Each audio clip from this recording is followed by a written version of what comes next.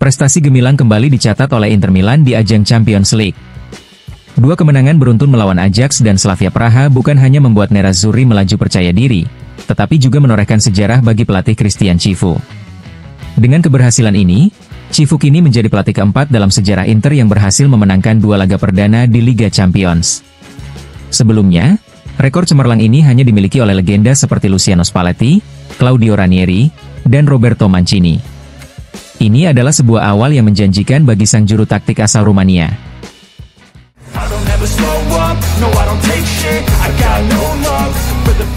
Alessandro Bastoni kembali menunjukkan kualitasnya yang luar biasa. Setelah mencetak assist gemilang di laga melawan Cagliari, bek Nerazzurri ini kembali memberikan kontribusi penting dengan assist untuk gol Lautaro Martinez dalam pertandingan Liga Champions melawan Slavia Praha. Sejak debutnya di kompetisi Eropa pada musim 2020-2021, Bastoni kini menjadi bek tengah yang paling produktif dalam hal assist di Inter, dengan total 6 assist. Pemain kelahiran 1999 ini terus membuktikan diri sebagai sosok yang tak hanya tangguh di lini belakang, tetapi juga berbahaya dan menentukan di zona akhir lawan.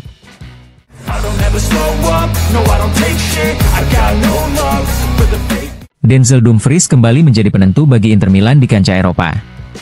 Golnya yang membawa Inter unggul 2-0 atas Slavia Praha menunjukkan betapa berharganya peran sang bek asal Belanda ini. Sejauh ini, Dumfries telah terlibat dalam 9 gol Nerazzurri di Liga Champions, dengan catatan 4 gol dan 5 assist. Sejak bergabung dengan Inter, hanya 3 bek yang memiliki kontribusi lebih besar darinya di kompetisi Eropa, yakni Hakimi, Grimaldo, dan Cancelo.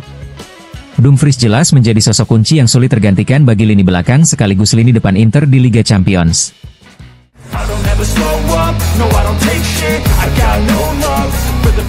Meski harus kehilangan Marcus Thuram karena cedera, pelatih Christian Cifu bisa tetap tenang. Pasalnya, rotasi pemain yang ia terapkan sejauh ini berjalan dengan baik, dan kondisi tim terus menunjukkan perkembangan positif. Buktinya, Inter datang ke laga terakhir sebelum jeda internasional dengan catatan 4 kemenangan beruntun. Akhir pekan ini, Nerazzurri akan menghadapi Cremonese yang masih belum terkalahkan musim ini. Pertandingan akan digelar di San Siro, Sabtu pukul 18 waktu setempat. Menurut laporan La Gazzetta dello Sport, Cifu diperkirakan kembali melakukan beberapa perubahan dalam starting 11. Satu pergantian wajib terjadi di lini depan, dengan Boni berpeluang menggantikan Thuram. Selain itu, nama-nama seperti Henrikh Mkhitaryan, Carlos Augusto, Akanji dan De Vrij diperkirakan juga bakal turun sejak awal. Sementara itu, di bawah Mister Gawang, Cifu masih akan menunggu hingga detik terakhir untuk menentukan pilihan antara Yann Sommer atau Josep Martinez.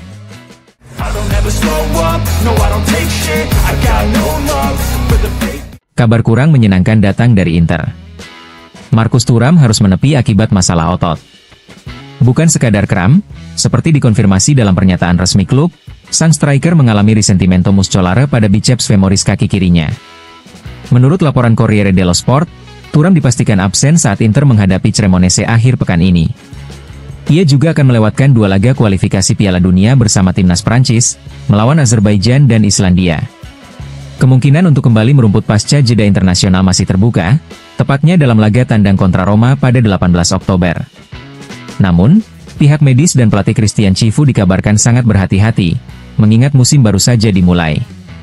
Itu sebabnya, partisipasi Thuram di laga melawan Roma maupun pertandingan Liga Champions kontra Union Saint-Gilloise pada 21 Oktober masih diragukan.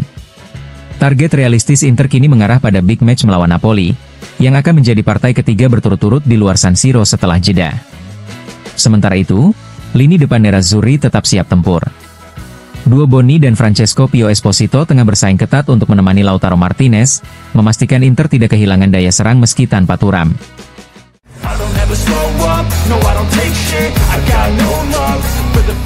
Inter kembali ke lapangan latihan hari ini untuk mempersiapkan diri menghadapi Cremonese. Menurut Corriere dello Sport, sudah dipastikan akan ada perubahan di lini depan menyusul absennya Marcus Thuram. Namun, perhatian tidak hanya tertuju pada sektor serangan. Di lini tengah, Davide Fratesi disebut sangat berambisi mendapatkan tempat sebagai starter. Sejauh ini, mantan gelandang Sassuolo itu baru tampil sebagai pemain pengganti, bahkan sempat menepi di laga terakhir karena masalah perut. Jika kondisi fisiknya pulih sepenuhnya dalam beberapa hari ke depan, Fratesi diyakini menjadi kandidat kuat untuk tampil sejak menit pertama melawan Cremonese. Selain itu, beberapa nama lain juga siap diberi kesempatan tampil sebagai starter. Stefan de Vrij di lini belakang, Henrich Mkhitaryan di lini tengah, dan Carlos Augusto berpeluang masuk dalam starting 11 yang disiapkan Christian Chivu.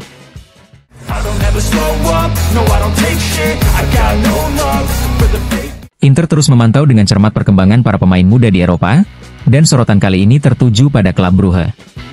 Tidak hanya untuk menilai pertumbuhan Alexander Stankovic, putra legenda Dejan Stankovic, tetapi juga untuk melirik potensi lain yang sedang bersinar.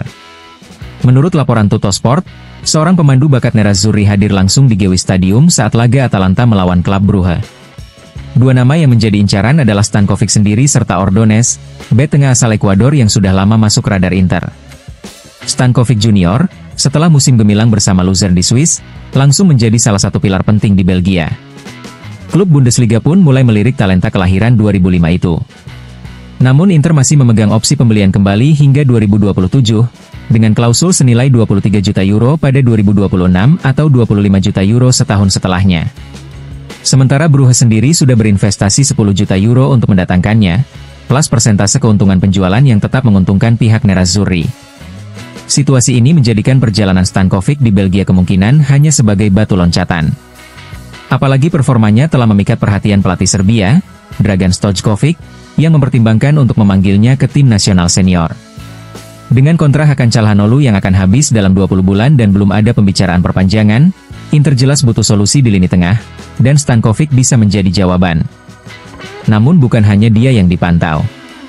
Ada juga Joel Ordonez, bek tengah kelahiran 2004 yang terus dipantau Ausilio.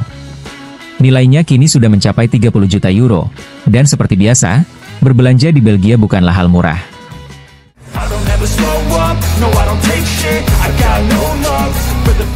Suasana Serie A semakin menarik, dan komentar dari Marco Ballotta menambah bumbu cerita.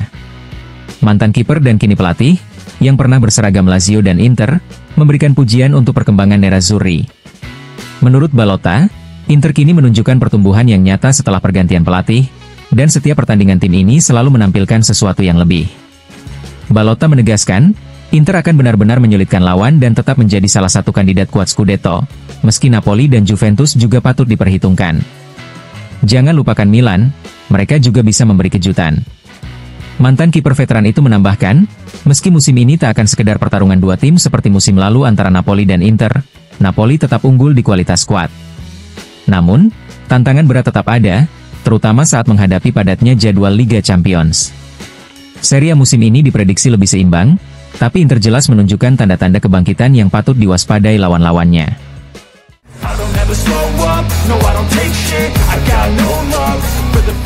Arrigo Sacchi memberikan apresiasi besar kepada wakil Italia di kancah Eropa. Inter dan Atalanta sama-sama meraih kemenangan penting pada matchday kedua fase Liga Champions. Secara khusus, Sacchi menyoroti performa Inter yang menang meyakinkan 3-0 atas Slavia Praha. Dalam wawancara eksklusif dengan Gazzetta, mantan pelatih AC Milan itu mengaku terkesan dengan perkembangan yang ditunjukkan tim asuhan Christian Chivu. Menurut Sacchi, Nerazzurri tak hanya tampil solid, tetapi juga mulai memperlihatkan pendekatan taktik yang lebih segar, pressing tinggi yang lebih agresif serta keinginan kuat untuk mendominasi jalannya pertandingan.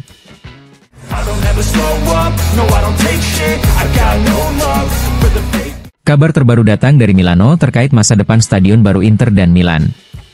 Setelah mendapat lampu hijau dari Dewan Kota untuk penjualan San Siro, kini dimulai fase krusial yang melibatkan klub secara langsung, baik dari sisi proyek maupun pembiayaan.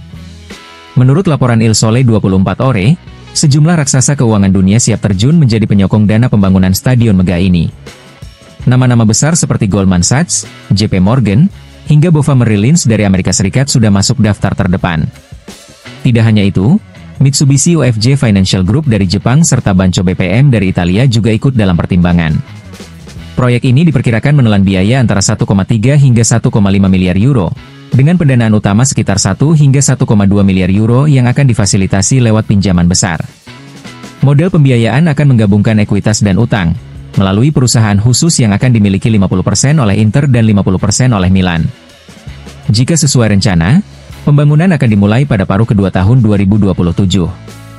Targetnya jelas, menciptakan stadion modern yang bukan hanya menjadi rumah bagi kedua klub, tetapi juga mesin bisnis yang mampu menghasilkan hingga 160 juta euro per tahun untuk masing-masing tim, berkat tiket, sponsor, skybox, restoran, hingga museum dan store resmi. Dengan prospek ini, nilai Inter dan Milan diprediksi akan meningkat tajam. Sebuah kabar baik pula bagi Oaktree dan Redbird, pemilik klub saat ini, yang tentu berharap investasi mereka semakin bernilai. Singkatnya, stadion baru ini bukan hanya proyek olahraga, tetapi juga langkah strategis yang bisa mengubah wajah sepak bola Milano di masa depan.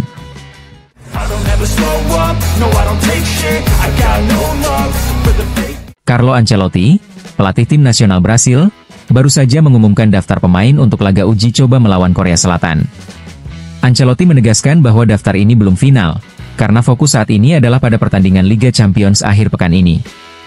Prioritas diberikan kepada pemain yang bermain di Eropa agar perjalanan lebih ringan dan penyesuaian waktu lebih optimal. Ancelotti juga menjelaskan strategi persiapan menuju Piala Dunia. Tim akan menghadapi lawan Asia di tanggal FIFA kali ini, kemudian tim Afrika pada November, dan tim Eropa pada Maret mendatang. Rencana ini dianggapnya ideal untuk mempersiapkan tim menghadapi turnamen terbesar dunia. Salah satu pemain yang dipanggil adalah Carlos Augusto, bek Inter Milan, yang saat ini dimainkan sebagai bek tengah. Ancelotti menambahkan bahwa pemanggilan Carlos Augusto juga sebagai langkah antisipasi jika terjadi masalah pada lini belakang selama uji coba. Brasil kini tampak siap dengan kombinasi pengalaman dan strategi matang dalam persiapan menuju Piala Dunia.